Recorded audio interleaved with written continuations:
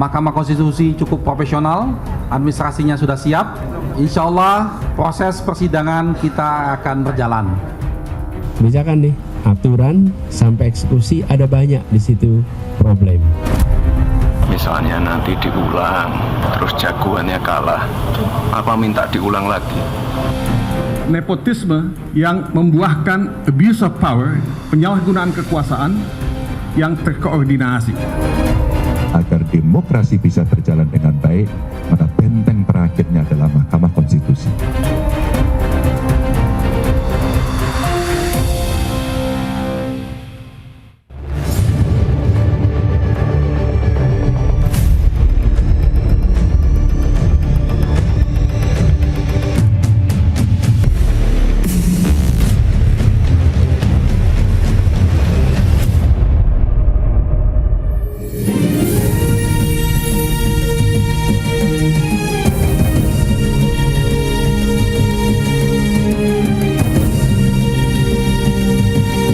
Disiarkan langsung dari studio MNC Conference Hall Ainis Tower, Jakarta.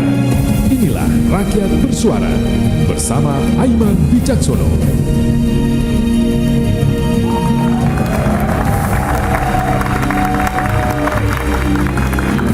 Selamat malam pemirsa dimanapun berada, dan juga selamat malam para hadirin yang berada di studio MCH Ainus di Kebon Siri, Jakarta Pusat. Besok kita akan menyaksikan pertama kali sidang Mahkamah Konstitusi. Dan hari ini saya akan menghadirkan sejumlah pihak yang kemudian terkait dengan sengketa besok.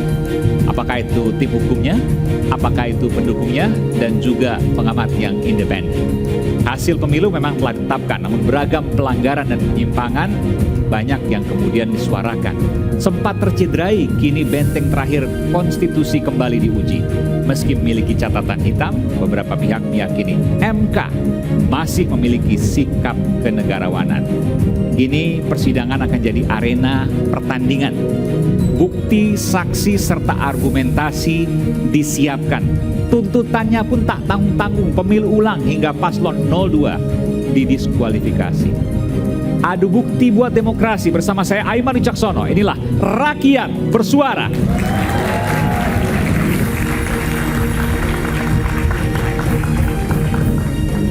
Saya minum dulu, meskipun berpuasa ya, atau kita sedang jalani ibadah puasa, tapi cairan tetap harus dijaga.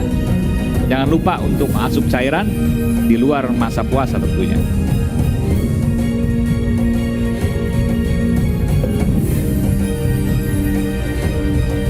Semangat baru untuk Rakyat Bersuara, karena saya hari ini juga ditemani bukan hanya sendiri, tapi ada sejumlah narasumber saya.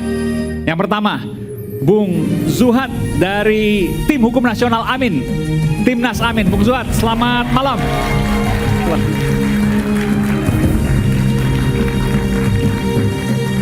Selamat datang. Udah siap untuk besok? Siap. Besok ikut sidang juga? Siap. Oke, silakan. Oh, sebelah kanan. Mohon maaf, sebelah kanan ya. Kemudian kembali hadir ke panggung Rakyat Bersuara, Muhammad Kodari, Direktur Eksekutif Indobarometer. Udah minum juga kan? Segar juga? Alhamdulillah. Biar semangatnya dan suaranya luar biasa. Kemudian pengamat politik, Direktur Lingkar Madani 5, Ray Rangkuti. Bung Ray. Luar biasa ini. Siap. Sebelah kanan, oke.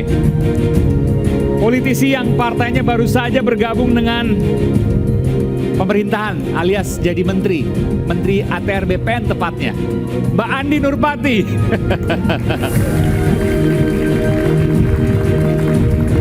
Mbak Andi, ini sebelah sini. Juru bicara pemenangan tim pemenangan nasional Ganjar Mahfud, Bung Ciko Hakim. Apa kabar Bung Ciko? Dan pakar hukum tata negara, anggota 3 serangkai, apalagi kalau bukan dirty vote, Bung Ferry Amsari. Bung Ferry, silakan.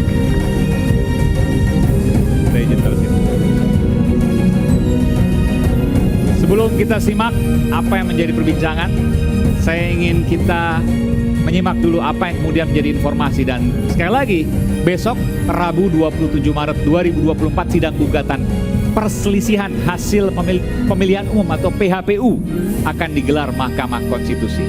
Berikut informasi.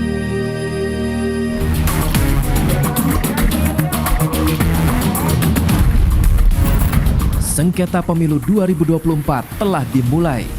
Pintu gerbang Mahkamah Konstitusi terbuka lebar seusai KPU mengumumkan hasil pemilu 2024. Kubu Anies Muhaimin menjadi yang pertama menggugat hasil Pilpres 2024 ke MK. Mahkamah Konstitusi cukup profesional, administrasinya sudah siap. Insya Allah proses persidangan kita akan berjalan. Tentunya dalam fakta-fakta yang kami sampaikan, kami lampirkan juga dukungan bukti-bukti di lapangan.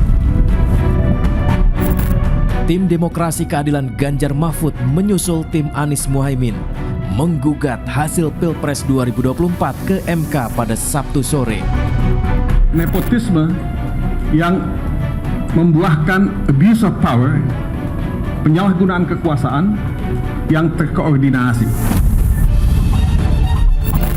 Dalam tuntutan perselisihan hasil pemilihan umum, Timnas Anies Muhaimin dan TDK Ganjar Mahfud meminta diselenggarakan pemilu ulang dengan mendiskualifikasi Prabowo Gibran.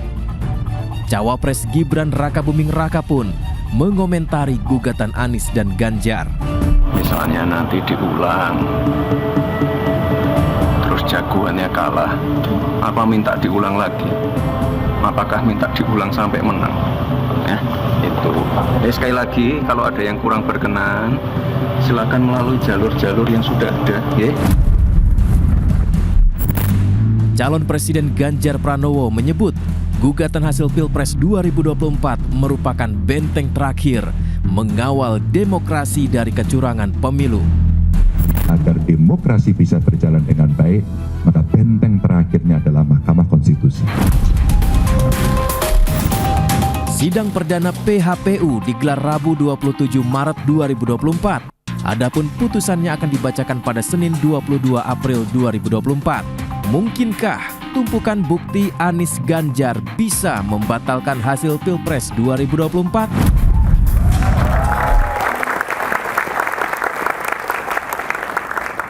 Sudah bergulir ya, sudah didaftarkan dan sudah juga dari tim 02 kemudian bicara soal apa yang terjadi ya. Diwakili oleh para pengacara dari masing-masing calon 01, 02 dan 03. Saya ingin ke Bung Kodari dulu. Bung Kodari, atau sebelum Bung Kodari saya ke Mbak Andi dulu deh. Mbak Andi, ada komentar terkait ini? Besok akan mulai sidang. Mbak Andi besok juga datang ke Mahkamah Konstitusi. Terima kasih Mas Eman. Jadi terkait dengan Mahkamah Konstitusi, saya kira ini memang sudah dijamin oleh Undang-Undang Pemilu itu sendiri, baik pemilu legislatif maupun pilpres ya, bahwa apabila ada perselisihan hasil pemilu, maka ruang atau pintunya untuk melakukan gugatan ada di Mahkamah Konstitusi. Jadi ini sudah sesuai dengan peraturan perundang-undangan sebetulnya. Nah karena itu apa yang sudah kita ketahui bersama bahwa pasangan 01 dan 03 sudah mengajukan gugatannya ke MK, maka tentunya pasangan 02 dan bukan digugat ya, tapi menggugat KPU kan sebetulnya kalau di MK itu bukan menggugat paslon. Nah oleh karena itu kita akan melihat pembuktian-pembuktian, kemudian saksi-saksi yang diajukan nanti pada sidang Mahkamah Konstitusi. Misalnya ada gugatan yang mengatakan tadi bahwa ingin supaya pasangan Prabowo Gibran ini didiskualifikasi. Pembuktian apa yang diajukan, ya kan? Saksi apa yang seperti apa yang diajukan untuk meyakinkan hakim bahwa memang layak untuk didiskualifikasi sesuai dengan peraturan perundang-undangan. Yang saya tahu bahwa salah satu aspek yang menyebabkan bisa didiskualifikasi adalah terbukti money politik. Terbukti money politik ini dilakukan oleh paslon yang juga tentu diproses melalui proses pengadilan. Nah sampai dengan detik ini saya juga menjadi saksi partai politik di pleno KPU RI, di mana di situ juga ada saksi paslon, semua paslon, itu juga dilakukan rekapitulasi. sejauh ini tidak mendengarkan bahwa ada gugatan atau laporan mereka ke Bawaslu misalnya terkait dengan money politik.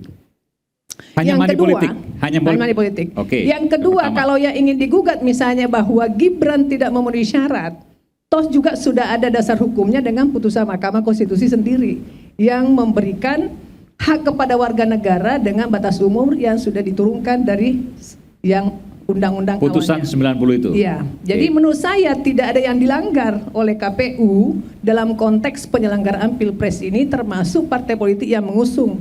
Tentunya misalnya Partai Demokrat juga sudah mengusung pasangan Prabowo Gibran, itu karena juga sudah mengetahui bahwa memang diperbolehkan dan disahkan oleh MK aturan itu sehingga bisa dijadikan sebagai pasangan calon.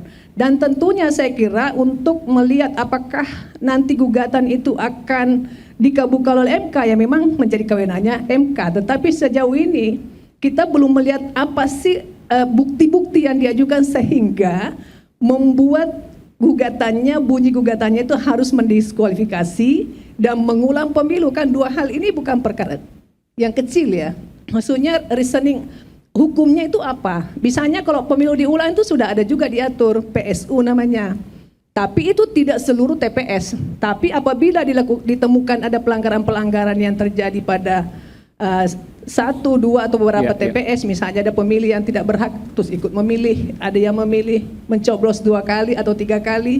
Nah, apabila ditemukan seperti itu memang bisa langsung Jadi kalau diproses ke menurut Mbak Bawaslu. Andi, Jadi untuk menurut saya diskualifikasi dan PSU seluruh Indonesia, seluruh Indonesia ini itu tidak mustahil. mungkin, ya, tidak mungkin. Hil mustahil. Ya, karena kita sudah melihat bahwa reasoning dan yang dilakukan selama ini oleh dua pasangan calon itu tidak mengajukan hal itu juga di level-level bawah ya. Misalnya di tingkat RKPPK, KPPS, KPU Kabupaten Kota, bahkan saya sendiri tiap hari lebih 20 hari itu sama-sama dengan juga saksi paslon berada di rekapitulasi nasional. Saya mendengar dan tahu persis apa yang dipersoalkan oleh saksi pasangan calon. Jadi tidak ada hal-hal yang dimaksud tadi untuk kategori 2 ini gitu. Oke. Makasih. Saya ke Bung Zuhad dulu. Ada jawaban soal itu? Hil mustahil. Mustahil kalau untuk 2 tadi. Diskualifikasi calon apakah salah satu atau keduanya, dan PSU di seluruh Indonesia. Oke, baik. Terima kasih Bung Aiman. Bagi kami pemohon 01 itu bukan sesuatu yang mustahil. Bukan mustahil. Kenapa? Bukan sesuatu yang mustahil. Kita bisa menjelaskan itu. Pertama, saya langsung ke poin yang soal kenapa kita meminta supaya ada diskualifikasi. Jadi argumen pertama yang kita bangun adalah karena menurut kita proses pendaftarannya Pak Gibran itu bermasalah. Jadi jangan salah membidik. Kita nggak mempersoalkan putusan 90. Putusan 90 sebagai putusan Mahkamah Konstitusi yang final and binding ya sudah selesai. Itu sebagai syarat material dari seorang capres atau cawapres dalam hal usia gitu ya. Yang kemudian disepadankan dengan pernah atau sedang menjabat sebagai kepala daerah. Nah, yang kita soal adalah bagaimana dalam proses pendaftaran itu KPU terkonfirmasi dengan putusan DKPP gitu. Itu tidak profesional dalam menindaklanjuti putusan MK 90 itu sendiri. Jadi KPU begitu putusan 90 terbit, dia tidak lalu melakukan perubahan atas PKPU yang menjadi dasar pendaftaran waktu PKPU 19, tetapi justru malah mengeluarkan surat. Harusnya perubahan itu lewat? Harusnya ada perubahan PKPU dulu, Bung. Oh, itu rapat di antara mereka? Iya, dikonsultasikan juga ke DPR. Dikonsultasikan ke DPR, ya. Itu tidak ada? Itu tidak ada, malah justru yang pertama dilakukan oleh KPU adalah mengirimkan surat edaran, supaya seluruh peserta pemilu memedomani putusan MK 90. Nah, ini yang kita tangkap sebagai privilege. Yang kemudian kalau kita angkat ke atas lagi, ini ya salah satu bentuk ketidakadilan.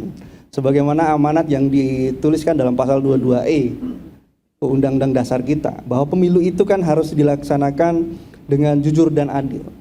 Nah, prinsip adil ini dalam konteks pendaftaran ini menjadi seperti diabaikan. Ini muncul baru dari pertanyaan. pendaftaran ini, baru Iya, dari pendaftaran, iya. oke. Muncul pertanyaan lalu kemudian, kan kenapa waktu itu nggak dilaporkan atau dilakukan mekanisme keberatan?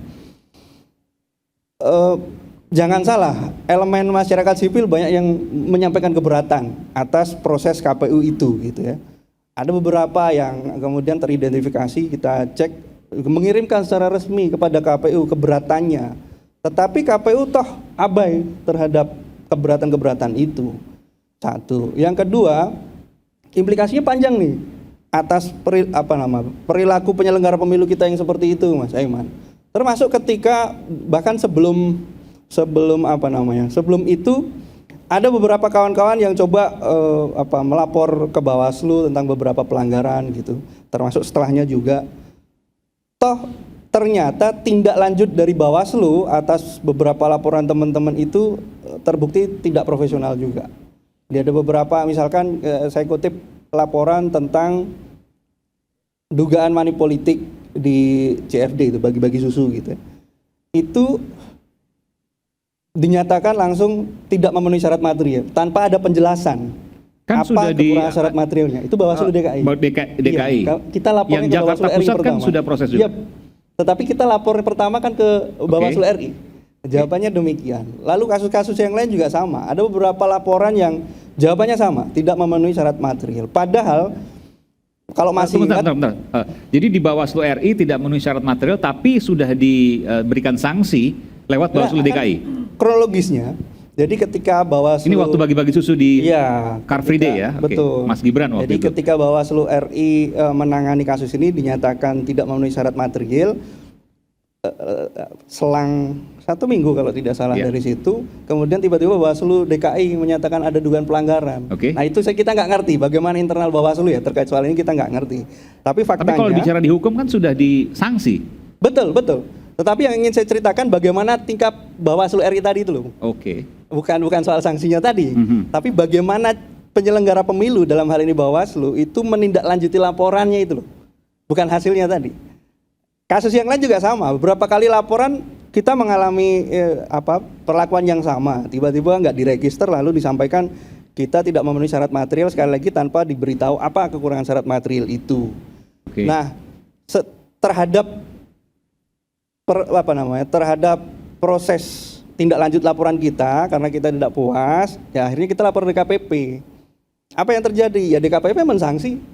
Dikatakan Bawaslu tidak profesional, terbukti Bawaslu tidak profesional untuk kasus yang laporan. Iya, termasuk. Termasuk kasus yang terakhir DKPP menegur Bawaslu kasus laporan ketidaknetralan deklarasi kepala desa di GPK. Kan ada laporan itu masuk ke Bawaslu. Sama kan, ditanggapi tidak memenuhi unsur syarat material. Kemudian karena jawabannya begitu terus kita laporkan DKPP, kemarin DKPP memutuskan menegur Bawaslu. Karena menurut DKPP nggak profesional juga kerja Bawaslu ini. Artinya? Nah kemudian kan artinya akhirnya mau nggak mau terpaksa gitu kita berada pada kesimpulan bagaimana kita mempercayai penyelenggara pemilu yang seperti ini gitu ya untuk menangani kasus-kasus yang menurut kita kasat mata kelihatan saja itu demikian. Oke, misalkan orang mengatakan karena kewenangan Bawaslu dan DKPP ya seperti itu gitu ya. Maka untuk memenuhi rasa keadilan, mestinya kan ada institusi atau ada terobosan hukum terhadap situasi ini, Mas. Termasuk misalkan gini, ada laporan Zulhas yang tidak netral ketika bagi-bagi bansos. Ada yang laporkan itu. Zulkifli Hasan. Zulkifli Hasan. Bukan. Iya, Zulkifli Hasan ketika dia dalam satu acara mengkampanyekan kita duga mengkampanyekan 02. Kita laporkan ke Bawaslu, lalu sama bukan. Saya ralat, saya ingat. Jadi Bawaslu itu akhirnya menyatakan begini, bahwa kita lapor ke Bawaslu, ditindaklanjuti, tapi lama dan Bawaslu baru mengatakan Zulkifli Hasan terbukti melanggar peraturan, memberikan teguran. Tegurannya supaya tidak mengulang lagi. Silakan kawan-kawan cek ya di berita online, banyak gitu. Nah, kok bisa? Dan tahu nggak, Bung? Putusan itu keluar setelah masa kampanye selesai. Jadi putusan baru dikeluarkan oleh Bawaslu ketika proses kampanye selesai. Putusannya bilang menegur Zulkifli Hasan tidak mengulang lagi tindakan yang sama. Sebelum pencoblosan. Masa tenang Nah, berarti, Pak. nah ini situasi-situasi begini ini kan itu tadi yang kita bilang ada situasi rasa keadilan yang menurut kita kok bolong gitu. Dan inilah yang kemudian kita jadikan salah satu argumentasi untuk masuk ke sana. Mbak Ani mau singkat saja, saya sebenarnya mau break, tapi saya berikan kesempatan Mbak Ani untuk menanggapi ini. Ya, jadi saya tanggapi sedikit begini, namanya money politik itu kan harus dibuktikan benar, ya, bahwa itu Ini nggak sebut money politik tadi loh. ya ada money politik kan yang dia bilang tadi kan, Yang mana? bagi-bagi susu terus Oh, yang oke, jelas oke. gitu ya. Jadi kalau Bawaslu Bansos maksudnya? Oke. Bawaslu sudah memeriksa dan tidak cukup bukti atau tidak memenuhi unsur, saya percaya itu Bu ya, karena di undang-undang begini. Yang dimaksud dengan menggunakan money politik dan lain-lain itu kan memang namanya dilarang dalam kampanye, ya, dalam kampanye. Jadi kalau dia nggak kampanye hanya bagi-bagi itu memang kelemahan undang-undang gitu. Gimana Mas Iman? Saya bagi-bagi susu nih, saya nggak ngomong apa-apa. Walaupun di masa pilih kampanye. siapa walaupun di masa kampanye. Oke. Nggak bisa dikatakan money politik. Itu undang-undang juga yang mengatakan demikian. Jadi kasih uang, misalnya nggak sebut harus pilih saya, itu nggak apa-apa. Nggak apa-apa. Nggak apa-apa? Itu undang-undangnya bilang begitu. Oke. Ya, jadi begini, saya mau jelaskan sedikit bahwa inilah yang undang-undang kita sudah mengatur yang dimaksud dengan kampanye dengan menggunakan money politik untuk memilih seseorang itu definisi kampanyenya harus lengkap. Oke. Ada visi, ada misi, ya kan? Ada ajakan untuk memilih. Oke. Saya gelar dangdutan misalnya, Iya. lalu saya bagi-bagi uang, tapi saya nggak bilang pilih saya, nggak. Cuma kasih uang aja, gelar, ada panggung dan lain Nah sebagainya. itu tidak masuk. sebetulnya menurut undang-undang tidak masuk kategori money politik. Ini saya mau Oke. mengoreksi juga undang-undangnya Kita akan gitu kembali ya. sesaat lagi. Kita akan nanti dengarkan apa yang benar bisa disampaikan. Saat lagi, Mirsa.